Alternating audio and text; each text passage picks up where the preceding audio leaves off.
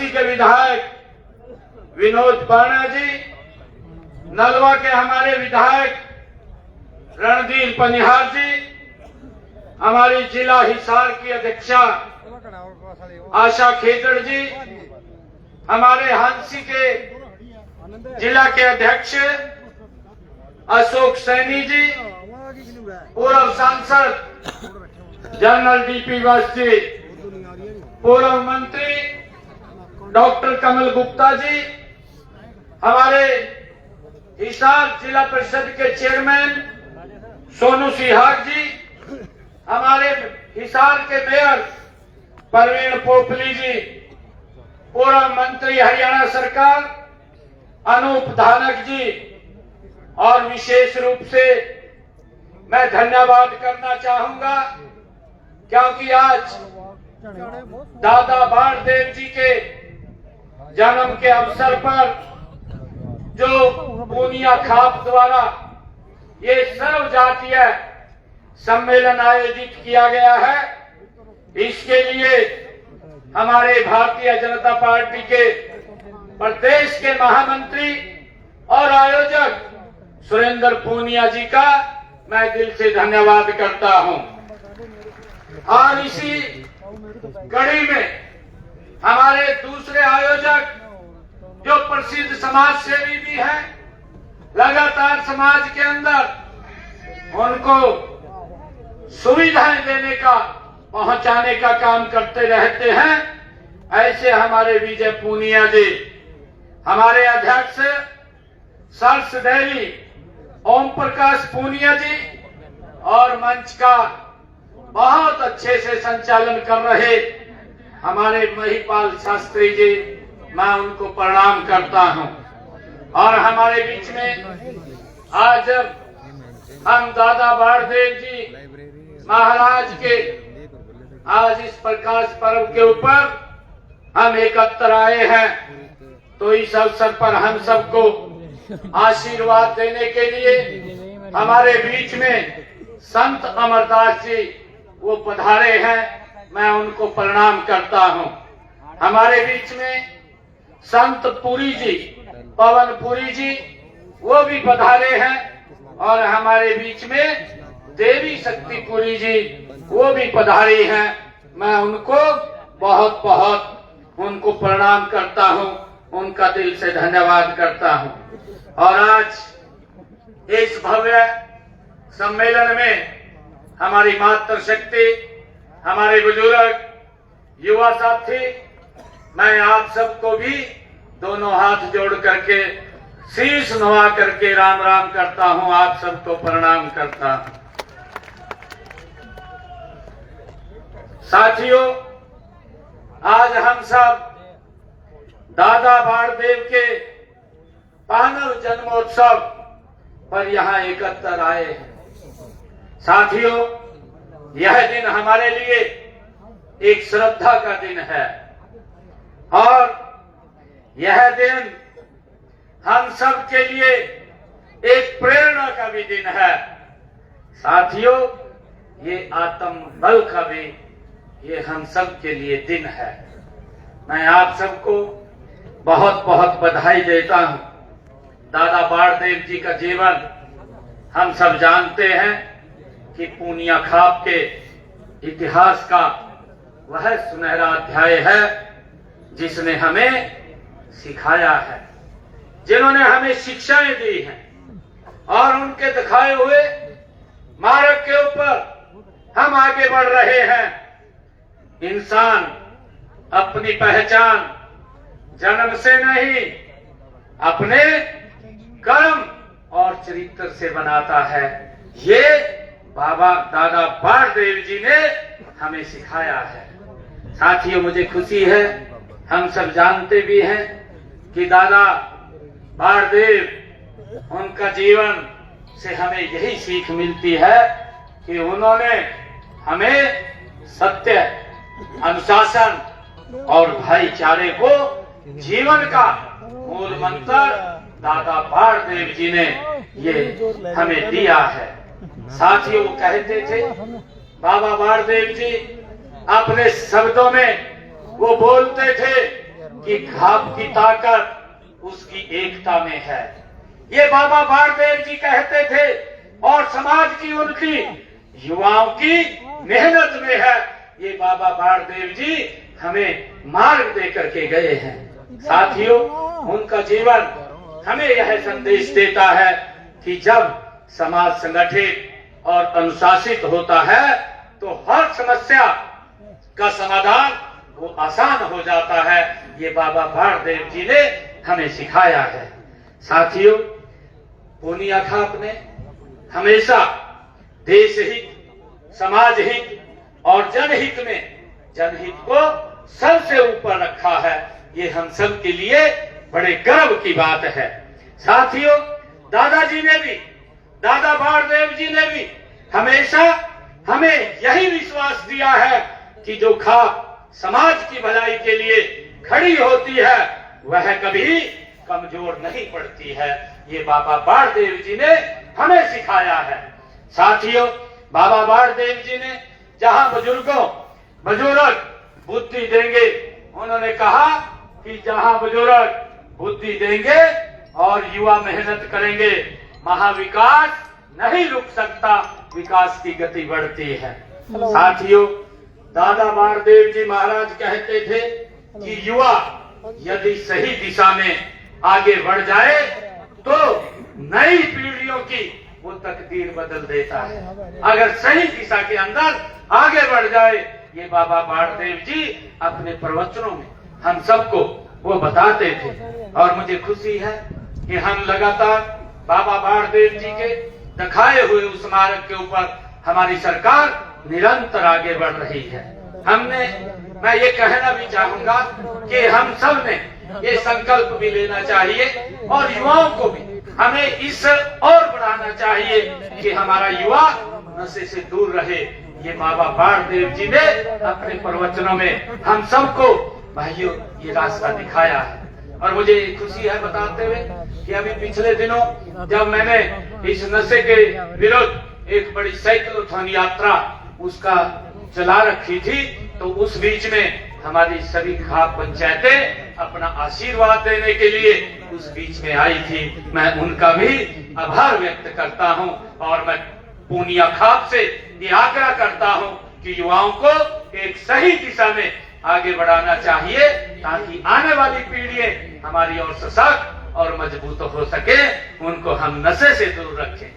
साथियों, मैं आप लोगों से ये भी अपील करना चाहूंगा कि हम युवाओं को शिक्षा, खेल और तकनीकी में हम उनको आगे बढ़ाने का काम करेंगे।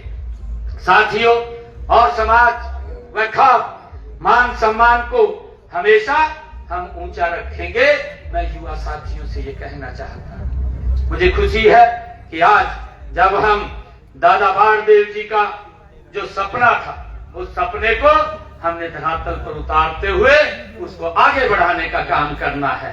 जो दादा बाणदेव जी कहते थे कि हमारा भाईचारा वो मजबूत होना चाहिए। ये बाबा बाणदेव जी वो अपने शब्दों के अंदर हम सबका मार्गदर्शन करते थे और वो कहते थे कि परिवार एकजुट होना चाहिए और भाईचारा मजबूत होगा, परिवार एकजुट होगा तो साथियों और हर घर में सम्मान और संस्कार, सुरक्षा ये बनी रहेगी जब हम ये काम करेंगे। ये बाबा बाणदेव जी ने हमें ये शिक्षा दी है। साथियों, मुझे खुशी है कि हमारी सरकार बाबा बाणदेव जी के उस दिखाए हुए मार्ग के ऊपर निरंतर आगे बढ़ रही है। हम सब जानते हैं कि मैं बड़ खालसा के अंदर था। बड़ खालसा में गुरु तेग बहादुर जी का जो 350वां साला दिवस हम सब हरियाणा सरकार बड़े पत्थर के ऊपर मना रही है। उस जो हमारे गुरु के परम शिष्य थे, उन परम शिष्यों में चाहे हमारे खुशहाल सिंह जी दैया, चाहे भाई जैता जी, हमारे जिन्होंने गुरु जी के साथ मिलकर के बड़ी कुर्बानियां देने का काम किया है। आज हम हरियाणा के अंदर गुरु तेग बहादुर जी के उस 350वें साला दिवस की उस को हम बड़े पत्थर के ऊपर मना रहे हैं। और उसको लेकर के 25 तारीख को देश के यशस्वी प्रधानमंत्री, जिसका जिक्र भी किया गया है कि आदरणीय नरेंद्र मोदी जी हरियाणा के अंदर आ रहे हैं। 2 बड़े कार्यक्रम हैं। गुरु तेग बहादुर जी का 350 साल, जिन्होंने इस राष्ट्र, इस धर्म की रक्षा के लिए अपना शीश तक दे दिया। उन्होंने धर्म नहीं बदला, अपना शीश दे दिया। ये कुर्बानी, ये ऐसी तपस्या, ऐसा इतिहास ये दुनिया में किसी के पास देखने को नहीं मिलता। ये इतिहास अगर देखने को मिलता है, ये भारत के अंदर हमारी संस्कृति का आधार है भाइयों, हमें देखने को मिलता है। और उनके उस बलिदान को, जो उन्होंने बड़ा महा बलिदान दिया, समाज के हित में दिया है, समाज की एकजुटता के लिए दिया है। जब औरंगजेब, वो मुगल क्रूर शासक, जब वो इस प्रकार का उसने फरमान जारी किया हुआ था कि मैं भोजन तब करूंगा जब 1.25 मन जनेऊ मेरे सामने तोल करके रखे जाएंगे। कितना अत्याचार वो कर रहा था। वो अंग्रेज औरंगजेब क्रूर शासक, लोगों के ऊपर कितना वो क्रूर उसका शासन था, उनके ऊपर अत्याचार कर रहा था। महिलाएं सुरक्षित नहीं थी, बेटियां सुरक्षित नहीं थी। और उस समय के अंदर जब कश्मीरी पंडित इकट्ठे होकर के गुरु तेग बहादुर जी के पास गए और उन्होंने कहा गुरु तेग बहादुर जी को कि हमें इतने अत्याचार हमारे ऊपर हो रहे हैं, गुरु जी हमारे कुछ आप इसके ऊपर समाधान निकालिए। उनकी बात को गुरु जी ने सुना, गुरु तेग बहादुर जी ने उनकी बात को सुना और सुन करके गुरु तेग बहादुर जी ने कहा, उन्होंने कहा कि इसको रोकने के लिए किसी बड़े व्यक्ति को अपना बलिदान देना पड़ेगा। उनके साथ ही गुरु गोविंद सिंह जी, जो मात्र 9 वर्ष के थे, उनके साथ ही बैठे थे। गुरु गोविंद सिंह जी ने कहा, पिताजी आपसे बड़ा कौन बलिदानी हो सकता है। आपके पास ये लोग आए हैं, आपने कहा है कि बड़ा बलिदान दे सकते हैं, आपसे बड़ा बलिदान कौन दे सकता है। तुरंत गुरु तेग बहादुर जी ने उन कश्मीरी पंडितों को कहा कि जाइए आप उस औरंगजेब को जाकर के बोल दीजिए कि गुरु तेग बहादुर जिस दिन अपना धर्म परिवर्तन करेगा, हम उस दिन अपना धर्म परिवर्तन कर लेंगे। भाइयों, ये इतिहास है हमारा, है ये इतिहास है।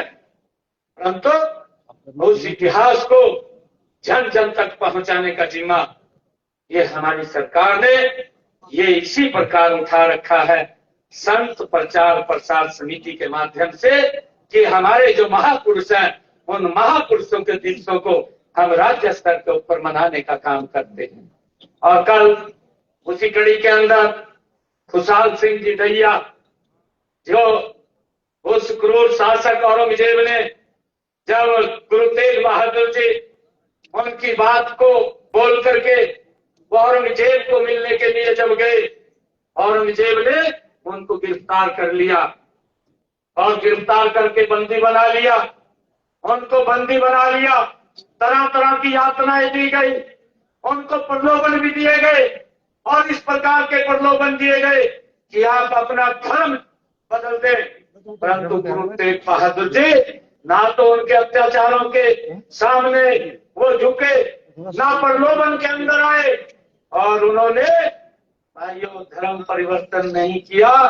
और औरंगजेब ने ये फरमान जारी किया कि गुरु तेग बहादुर जी का सर धड़ से अलग कर दिया जाए। भाइयों, जब वो उनका धड़ से सर अलग कर दिया, वो क्रूर औरंगजेब उसको अपमानित करना चाहता था।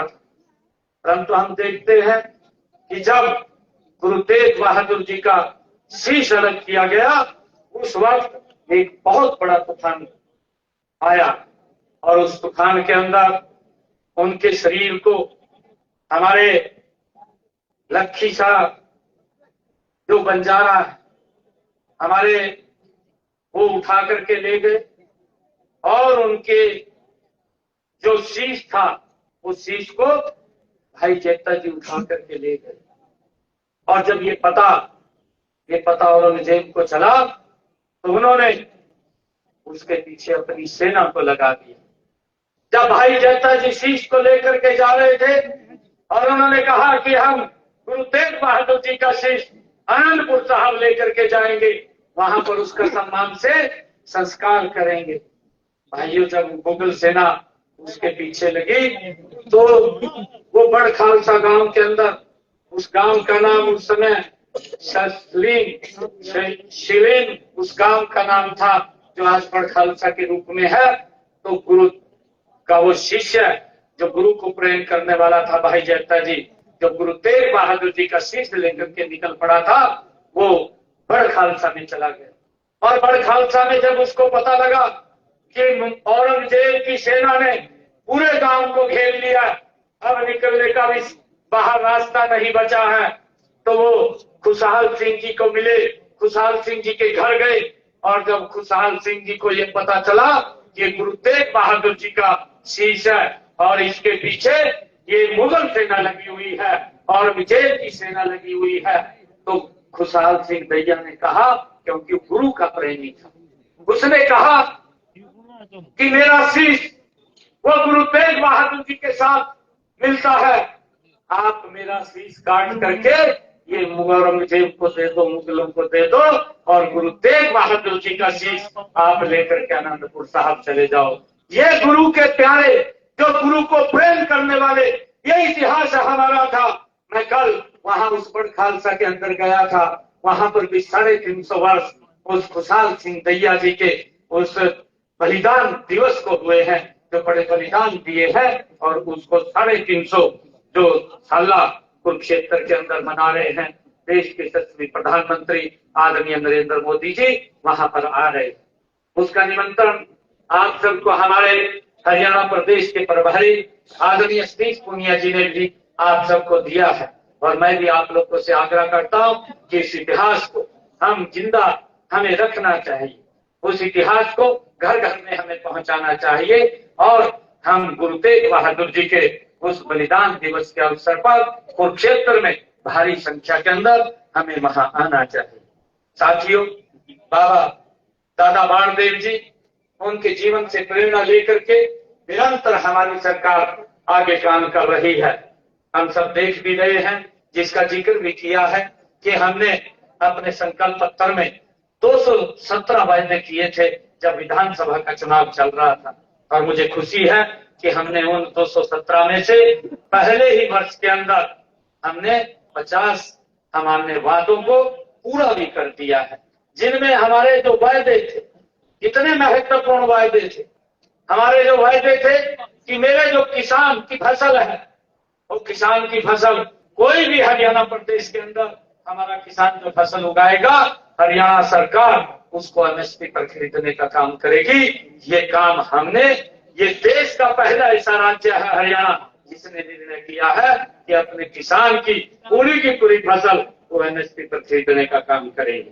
साथियों, हमने ये भी निर्णय किया कि हमारे जो ऐसे किसान थे जिनके पास जमीन पट्टे के ऊपर थी, लंबे समय से वो काश्त कर रहे थे, परंतु उनके नाम में भी ये मालिकाना हक देने का काम भी ये हमारी सरकार ने किया है। हमने ये भी निर्णय किया है कि जो गांव के अंदर किसी व्यक्ति ने अपना मकान पंचायती भूमि के ऊपर बना रखा है, लंबे समय से उसके ऊपर एक लिटिगेशन कोर्ट की तलवार लटकी रहती थी, कई बार कोई एप्लीकेशन दे देता था, उसका मकान ढा देते थे, मजबूरी होती थी जब कोर्ट का कोई निर्णय आ जाता था। परंतु हमने निर्णय किया, हरियाणा प्रदेश के अंदर जो गांव में अगर किसी व्यक्ति ने पंचायती भूमि के ऊपर 20 वर्षों से अपना मकान बना रखा है, तो उसको भी मालिकाना हक देने का काम ये हमारी सरकार ने किया है, ताकि उसके ऊपर ये समस्या न रहे। साथियों, हमने जो हमारे किसान थे अंग्रेजों के समय का, उनके ऊपर एक टैक्स लगा हुआ था और उस टैक्स को 133 करोड़ रुपया था। हमने उस टैक्स को तो जड़ से समाप्त किया है, और समाप्त तो किया है, 133 करोड़ को भी हमने माफ करने का निर्णय हमारी सरकार ने किया है। साथियों, मुझे खुशी है आज इस पुनिया खाप के बीच में जब मैं आया हूँ कि दादा बाणदेव जी महाराज जिनका जीवन हमें प्रेरणा देता है और उस प्रेरणा को लेकर के हम निरंतर आगे बढ़ करके काम कर रहे हैं। उनकी सोच थी कि गरीब को कैसे मजबूत और सशक्त किया जाए, और हमने आते ही जो बात कही थी कि हम हरियाणा के युवाओं को बिना पर्ची बिना खर्ची के हम नौकरी देने का जो काम कर रहे हैं उसको आगे बढ़ाने का काम करेंगे। भाइयों, मेरे पास हरियाणा के जब युवा आए थे कि रिजल्ट रुका है, मुख्यमंत्री जी आप रिजल्ट निकाल दें। मैंने कहा कि अभी तो नहीं निकाल सकता, परंतु 8 तारीख के बाद जब आप सबका हरियाणा प्रदेश के लोगों का आशीर्वाद मिलेगा तो मैं शब्द बाद में लूंगा, पहले आपको ज्वाइनिंग लेटर दूंगा। 25,000 बच्चों को बिना पर्ची खर्ची के हरियाणा सरकार के अंदर नौकरी देने का काम किया। साथियों, निरंतर हमारी सरकार काम कर रही। हमने ये भी कहा था जिन परिवारों की इनकम 1,80,000 रुपए से कम है, ऐसी माताओं की रसोई में 500 रुपए का गैस का सिलेंडर पहुंचाने का काम ये हमारी सरकार करेगी। ऊपर का जो पैसा होगा वो हरियाणा सरकार देने का काम करेगी। आज लगभग 19 लाख बहनों की रसोई में 500 रुपए का गैस का सिलेंडर पहुंच रहा है। साथियों, हम लगातार प्रदेश के हित में आदरणीय नरेंद्र मोदी जी के तत्वाधान में निरंतर मजबूती से काम कर रहे हैं और हमारी सरकार आदरणीय मोदी जी के नेतृत्व में आप देख रहे हैं तीव्र गति से आगे बढ़ रही है। उनके मार्गदर्शन में नई नई योजनाएं आज हरियाणा के अंदर अगर आप लोग देखें, सड़कों का एक जाल बिछाने का काम ये पिछले 11 वर्षों में आदरणीय मोदी जी के नेतृत्व में हुआ है। अगर यहाँ से हिसार से चंडीगढ़ भी जाना होता था तो लगभग 6-7 घंटे 8 घंटे का समय लगता था, परंतु आज 3.5 घंटे के अंदर आप चंडीगढ़ पहुंच जाते हैं। ये बदलाव ये नरेंद्र मोदी जी के नेतृत्व के अंदर आया। साथियों, लगातार हमारी सरकार चाहे लाडो लक्ष्मी योजना की बात हो, ये महत्वपूर्ण योजना थी। हमने इस योजना के माध्यम से भी हमने साथियों लोगों तक लाभ पहुंचाने का, बहनों को 2100 रुपए देने की वो प्रक्रिया शुरू कर दी है। मैंने पहले ही बजट के अंदर 5,000 करोड़ रुपया उसका रिजर्व कर दिया था। धीरे धीरे करके उसको हम आगे बढ़ाने वाले हैं और मैंने तो अधिकारियों को भी कहा है, उनको थोड़ा संकेत किया है कि ये पैसा ये छोटा होता है, इसको 2 किस्तों के अंदर हम पैसा देने का काम करेंगे। एक किस्त उनको हम पूरा का पूरा पैसा जब इकट्ठा हो जाएगा विद ब्याज उन तक पहुंचाने का काम करेंगे, ताकि गरीब व्यक्ति कोई ना कोई अपना कार्य कर सके और वो भी कोई बिजनेस कर सके या परिवार को आगे बढ़ा सके। उसके लिए हमने अधिकारियों को कहा है कि एक बार इसके ऊपर बात करके आप लोग इसको आगे करिए। और साथियों, हमने ये भी कहा है कि जो हमारे हरियाणा प्रदेश के अंदर चाहे युवाओं के लिए नौकरी की बात की थी, हमने आगे भी और नौकरियां लगातार जो हमने बात कही थी उसको निकालते हुए युवाओं को रोजगार देने का काम निरंतर हमारी सरकार कर रही है। साथियों, चाहे हरियाणा प्रदेश के अंदर इंडस्ट्रियल जोन बनाने की बात हो, हमने हरियाणा प्रदेश के अंदर अपने बजट भाषण के अंदर ये बात कही थी कि हम हरियाणा में 10 नई IMT खोलेंगे। उसकी प्रक्रिया तेजी से चल रही है। लगभग 2-3 IMT की जमीन हम शीघ्र ही ले लेंगे ताकि हरियाणा के अंदर रोजगार के साधन खड़े हों। उसको लेकर के हमारी सरकार काम कर रही है। साथियों, मैं आज आप सबको इस अवसर के ऊपर बहुत बहुत बधाई भी देता हूं, आप सबको शुभकामनाएं भी देता हूं कि परम पूज्य दादा बाणदेव जी महाराज उनके जन्म दिवस के ऊपर हम एकत्र आए हैं और मैं एक बार फिर पुनिया खाप का, मैं आयोजकों का और समाज के सभी महानुभाव का मैं बहुत इस सम्मेलन के जो महासम्मेलन का आयोजन आप लोगों ने किया है, इस आयोजन के लिए मैं आप सबका बहुत बहुत आप सबको बधाई और शुभकामनाएं देता हूं। आप सबका धन्यवाद करता हूं। और हमारे सुरेंद्र पूनिया जी ने कुछ मांगे यहाँ के लिए रखी थी। एक इन्होंने कहा था कि गांव खरक पूनिया में एक सामुदायिक केंद्र का निर्माण किया जाए। मैं इसकी घोषणा करता हूँ। खड़ग पूर्णिया में सामुदायिक केंद्र का निर्माण किया जाएगा।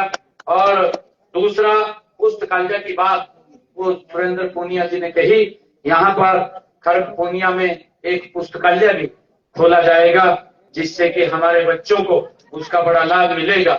और तीसरा, 2 मांगे इन्होंने कही थी। एक और मांग मैं ये कहता हूँ, क्योंकि दादा बाणदेव जी का जो जीवन है वो हमें यही सिखाता है, और हमारी सरकार निरंतर उसके ऊपर काम कर रही है कि यहाँ स्कूल के अंदर जो हमारा खड़ग पूर्णिया का स्कूल है उसको संस्कृत मॉडल स्कूल के रूप में विकसित किया जाएगा, ताकि बच्चों को यहाँ पर अच्छी शिक्षा मिले। क्योंकि माँ बाप सोचता है कि हमारा बच्चा वो अंग्रेजी स्कूल के अंदर पढ़े, परंतु उसको खड़ग पूर्णिया में ही ये सारी सुविधाएं इसी सरकारी स्कूल के अंदर मिलेंगी। इसकी भी मैं आज घोषणा करता हूं। जो भी आप कह रहे हैं, सुरेंद्र पूनिया जी कह रहे कि बाबा बाणदेव जी के नाम से वो हो जाए, वो जो भी आपका रेजुलेशन मेरे पास पंचायत की तरफ से आएगा उसके ऊपर विचार करके उसको आगे बढ़ा दिया जाएगा। मैं पुनः आप सबको और खूबी पूनिया खाप को पुनः बहुत बहुत मैं साधुवाद देता हूं, क्योंकि हमारे समाज का ही ताना बाना है जो आपस में मिल करके प्यार से हम एकता से जो दादा बाणदेव जी ने हमें मार्ग दिया है उस मार्ग के ऊपर आगे बढ़ते हैं। तो जो मोदी जी का संकल्प है कि हमने विकसित राष्ट्र बनाना है, तो उस विकसित राष्ट्र में इन खाप के हमारे प्रतिनिधियों की एक बड़ी भूमिका होती है। मैं आप सबको इस अवसर पर बहुत बहुत बधाई और शुभकामनाएं देता हूं। इन्हीं शब्दों के साथ जय हिंद, जय भारत, जय भारत मां, जय दादा बाणदेव की, जय दादा बाणदेव की। बहुत बहुत धन्यवाद। जय हिंद, जय भारत।